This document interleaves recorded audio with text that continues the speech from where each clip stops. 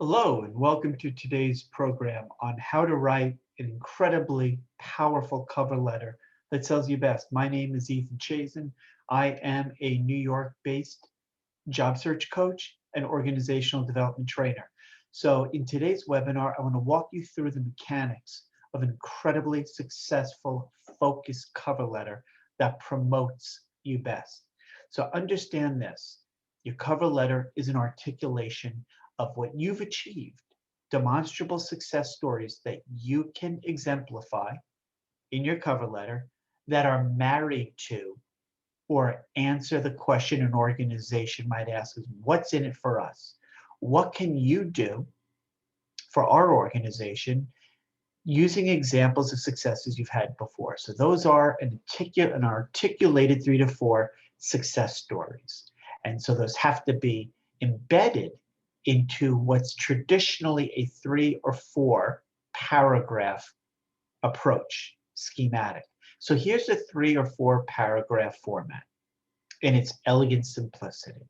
The first paragraph, imagine this as a sales letter. You're introducing yourself to the organization and those individuals in the organization who have expressed an interest for or need for your services. So you're writing it first in the introduction to express your interest in a position that may have been formally advertised or promoted within that organization. I'm attaching my resume, and if it's an education role, you may say your curriculum vitae, your CV. You may also attach supplemental information such as writing samples, presentations, etc., which are examples, your portfolio of your salesmanship in print.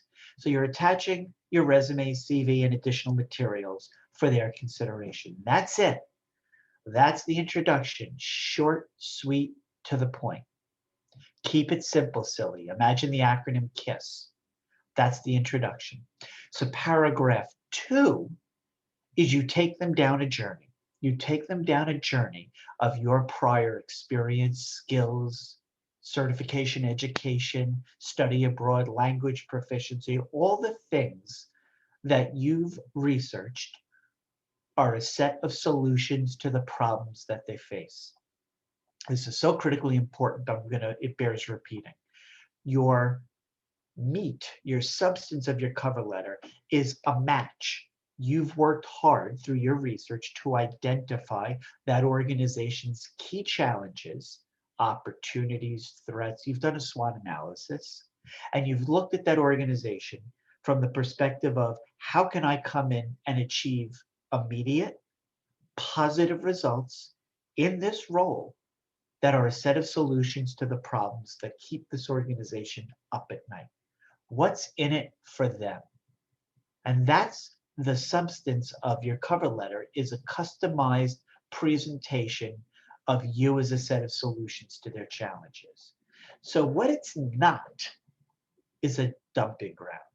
It is not a place where you just dump a litany of all the stuff you've done in a shotgun approach, hoping it's like spaghetti, throwing it against the wall to see if it sticks. Your second and possibly third paragraph isn't this lengthy diatribe of summarized life of you. Remember, I said previously, you've got to do the heavy lifting to make it abundantly clear and effortless for them to connect, bridge what you have to offer to their organization in this exciting role and what they're looking for. You are making this as easy as possible by conveying the bare essence of what are the most fundamental needs that they have. So you want to prove through your customization in paragraph 2, and maybe it extends to a third paragraph of supplemental information, you want to convey through your research a few specific challenges that that organization faces that you have prior experience, knowledge of, training in, that you can immediately apply in this role. Think about everything you've done, your portfolio of all of your experiences, all of your background, training, volunteer work, education. It is the collective set of your benefits the things that you bring to bear, which is in effect your UVP, your unique value proposition. Your background, by the way, is as unique and elementally, fundamentally specific to you as your fingerprint. Nobody else in the world has the same background. That's got to resonate in your cover letter. So highlight, demonstrate using specific examples, the things that you're passionate about, your interests in, your career pursuits that are directly relevant to the problems that keep them up at night. You're going to hear me articulate the same messaging over and over again. You're discussing those success stories. Remember, to keep it simple, if you have 2, okay, 3 or 4, ideal, you're discussing your success stories, the things that you've done before that are, in effect, your core competencies. Every statement in the cover letter, in addressing the job description, in maybe your interview, when this cover letter resume get you to the next round, should address at the end of every question they may pose to you as it pertains to my ability to achieve exceptional results in this role. And here's the other thing. Please use numbers or measurements, metrics to size the breadbasket. So as you're retelling your experience, background, those benefits you deliver, talk about in your prior work experience or studies or internships and volunteer work, challenges you faced, actions you took as a result of those challenges, and results achieved. Think about that. Challenge, action, result. Challenge, action, result. CAR, CAR. How does that formula lend itself to a cover letter? Well, you're extrapolating the challenge, action, result, you should be, from every bullet point of every job you've ever had. So go back now, take your cover letter with a keen, fresh set of perspective and insight by looking at your resume and looking at the professional experience section. And for every position you've ever held, you currently on your resume for those positions have a bunch of bullet points.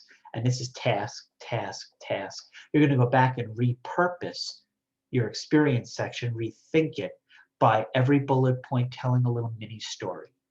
This is a challenge I faced at ABC company or XYZ nonprofit. This is the challenge I faced there.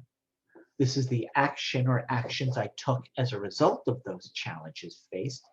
And then these are the results achieved. So you rethink your resume as a list of challenge, action, result. You write them down in this newfangled resume, which is CAR centric. And then as you write on each bullet point, challenge, action, result, you can delete the challenge statement. And so every job you've had has bullet points that read action, result, action, result, action, result. Guess what? Your resume is now a litany, a success-laden story, your professional experience section of action, result, action, result. And now you can go back to your resume. You've got your cover letter in hand, and you're extrapolating those action result combinations that are most directly relevant to this opportunity that you're reaching out and sending your cover letter in response to a formal opportunity advertisement job posting that's been listed. We're talking about, as Seth Godin famously noted, the purple cow. How do you differentiate yourself? The purple cow is a creative way to depict visually your unique value proposition. Remember, you are authentic. Nobody else in the entire world, not even your twin, if you had one, has the exact same background, experience, training, values, personality, all that stuff that makes you unique.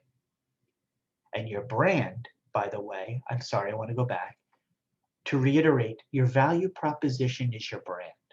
And your brand is a promise that every encounter that anybody has with you, and this goes equally relevant for job searching. Your brand is a promise that every interaction that somebody has with you is unique. Remember, you're unique, but also memorable. They remember you as the purple cow, and invaluable.